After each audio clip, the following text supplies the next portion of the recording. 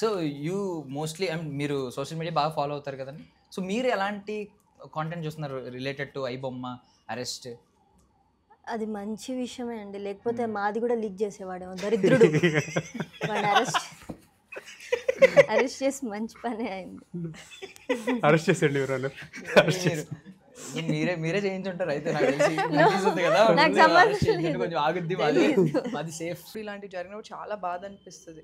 అంటే మరీ ఇమ్మీడియట్గానే అందులో రిలీజ్ అయిపోయేదంట కదా. సో అంటే నేను విన్నది ఏంటంటే హిట్ 3 మూవీ ఒరిజినల్ సినిమా కంటే ముందే 18 hours ముందే వచ్చిందంటండి హెచ్డి. అదే నాకు మొన్న దగ్గర న్యూస్ చేసే దగ్గర తెలియదు, సర్వర్ హ్యాక్ చేసి డౌన్లోడ్ చేస్తారనే విషయం.